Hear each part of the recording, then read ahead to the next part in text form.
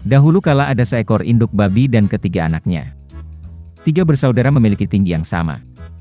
Bulat, merah jambu, dengan ekor lucu yang sama.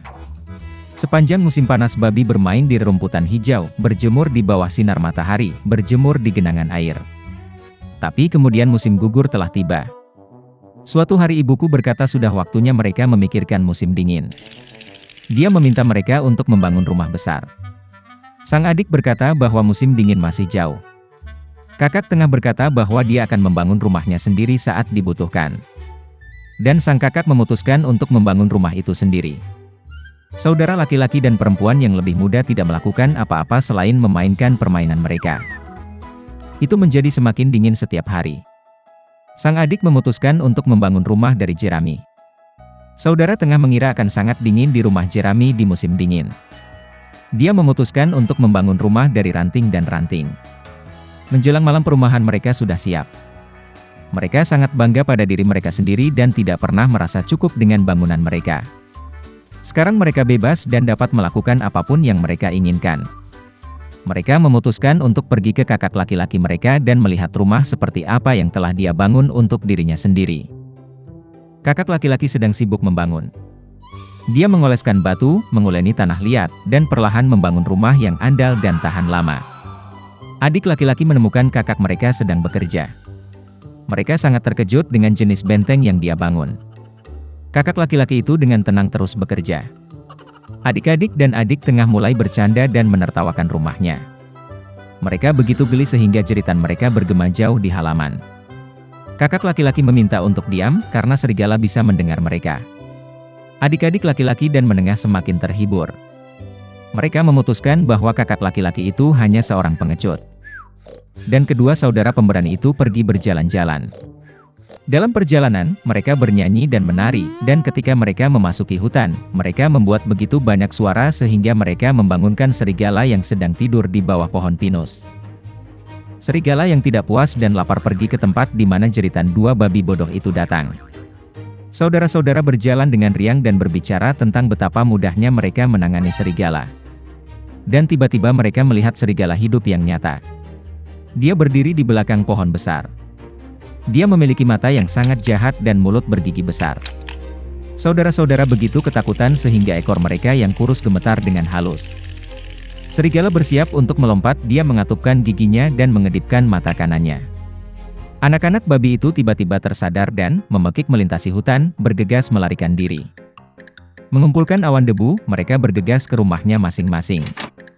Adik laki-laki itu berlari ke gubuknya yang beratap jerami dan membanting pintu di depan serigala. Serigala menggeram dan menuntut untuk membuka pintu. Adik laki-laki, karena takut, tidak bisa mengucapkan sepatah kata pun. Kemudian serigala mulai bertiup. Atap ringan segera terbang dari gubuk jerami. Serigala itu menarik napas dalam-dalam dan meniup untuk kedua kalinya, dan rumah jerami itu terbang ke segala arah. Serigala itu senang, mematahkan giginya dan menerkam adik laki-lakinya. Tapi babi itu dengan cekatan mengelak dan lari. Dia lari ke rumah saudara tengah. Saudara-saudara berhasil mengunci diri dan saling memandang dengan cemas. Serigala itu marah dan mulai meniup. Rumah itu agak miring. Serigala itu meniup sedetik, lalu ketiga, lalu keempat kali. Tapi rumah itu masih berdiri. Serigala menarik napas dalam-dalam dan meniup untuk kelima kalinya. Rumah itu berguncang dan hancur berantakan. Hanya satu pintu yang berdiri selama beberapa waktu di tengah reruntuhan. Dengan ngeri, anak-anak babi itu bergegas ke rumah kakak laki-laki mereka. Serigala itu mengejar mereka. Dia yakin kali ini babi tidak akan lari darinya.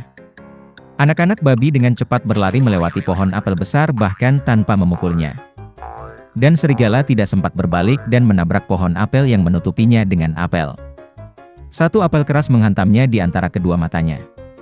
Sebuah benjolan besar melonjak di dahi serigala. Pada saat ini, adik laki-laki dan tengah berhasil lari ke rumah kakak laki-laki mereka dan mengunci pintu. Serigala berlari ke pintu, menggeram dan menuntut untuk membuka pintu. Adik-adiknya sangat ketakutan dan tidak bisa membalasnya. Dan kakak laki-laki itu tahu bahwa dia dan saudara-saudaranya tidak perlu takut di rumah batu yang kokoh. Kemudian serigala menghirup lebih banyak udara dan meniup secepat yang dia bisa. Tapi tidak peduli seberapa banyak itu meledak, tidak ada satu batu pun yang bergerak. Dan kemudian dia melihat ke atas dan melihat cerobong asap besar dan lebar di atap. Dia dengan hati-hati naik ke atap dan mulai turun dari pipa. Babi mendengar suara gemerisik. Kakak laki-laki itu segera menebak apa yang terjadi. Dia segera bergegas ke kuali, tempat air mendidih, dan membuka tutupnya.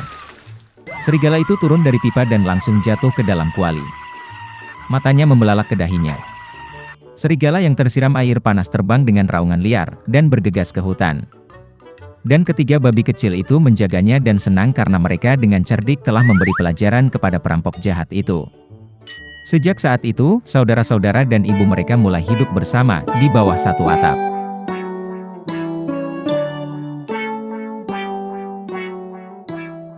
Dahulu kala, di sebuah desa yang jauh hiduplah seorang gadis malang, Karen, bersama ibunya. Di musim panas dia harus berjalan tanpa alas kaki, dan di musim dingin dengan sepatu kayu yang kasar, yang sangat menggosok kakinya. Dan suatu hari seorang wanita tua pembuat sepatu menjahit sepatu Karen dari sobekan kain merah.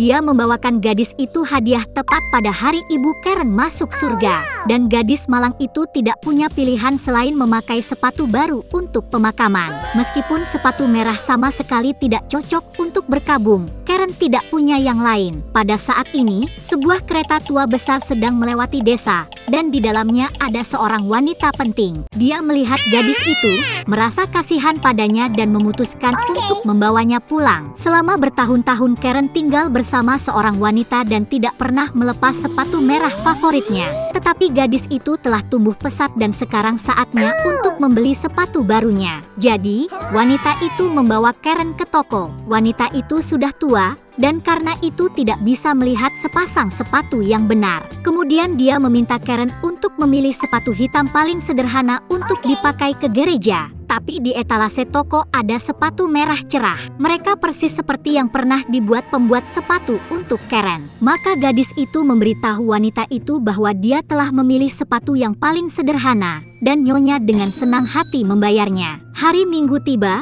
dan wanita tua itu memerintahkan Karen untuk bersiap-siap ke gereja. Nyonya menyuruh gadis itu untuk berpakaian sopan dan terkendali. Tetapi Karen sangat ingin memakai sepatu baru sehingga dia tidak bisa menahan diri dan pergi ke gereja dengan sepatu merah. Dan semua orang dalam kebaktian sesekali memandang kaki Karen. Setelah makan malam, wanita itu mengetahui dari orang-orang bahwa Karen datang dengan sepatu merah. Wanita itu tidak tahan dengan rasa malu dan memutuskan untuk pulang lebih awal. Tetapi seorang prajurit tua sedang menunggu mereka di gerbang gereja. Dia membungkuk dalam-dalam kepada para wanita, melihat sepatu merah itu dan mulai memuji mereka tidak seperti sebelumnya. Karen menari dengan gembira, dan kemudian kakinya mulai menari sendiri, seolah-olah sepatu itu memiliki semacam kekuatan magis. Gadis itu ketakutan. Dia ingin melepaskan sepatunya, tetapi sepatu itu ketat. Sepatu itu melekat kuat di kakinya, dan Karen harus menari.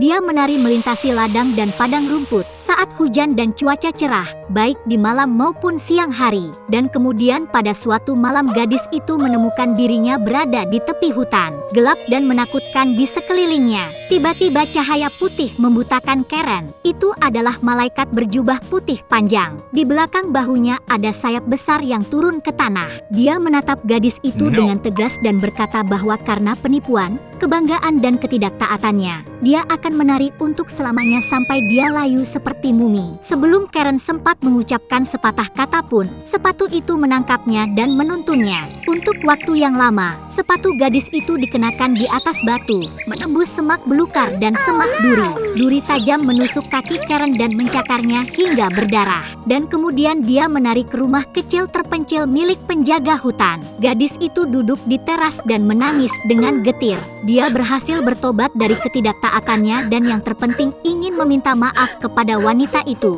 Ketika Rimbawan mendengar gadis itu menangis, dia merasa kasihan padanya dan memutuskan untuk membantu. Kemudian dia mengambil gunting perak dan memotong sepatu merah itu. Karen sangat senang bisa mengendalikan kakinya lagi. Sekarang, lebih dari segalanya, dia ingin pulang. Gadis itu berterima kasih kepada Rimbawan, dan dia memberikan sepatu kayu tua putrinya. Mengenakan sandalnya, Karen Karen berterima kasih kepada penyelamatnya lagi dan berlari pulang. Jadi, dia berlari melalui ladang, melewati hutan siang dan malam, sampai dia melihat garis luar rumahnya. Kemudian gadis itu mengumpulkan kekuatan terakhirnya dan bergegas ke pintu masuk. Dia berlari ke ruang tamu, di mana duduk seorang wanita sedih yang telah berduka atas putrinya yang bernama sepanjang minggu. Melihat Karen, nyonya itu berseri-seri dengan sukacita. Gadis itu melemparkan dirinya ke dalam pelukan pengasuhnya dan mulai meminta maaf atas ketidaktaatannya. Tentu saja, nyonya itu memaafkan Karen, dan gadis itu berjanji tidak akan pernah menipu siapapun lagi.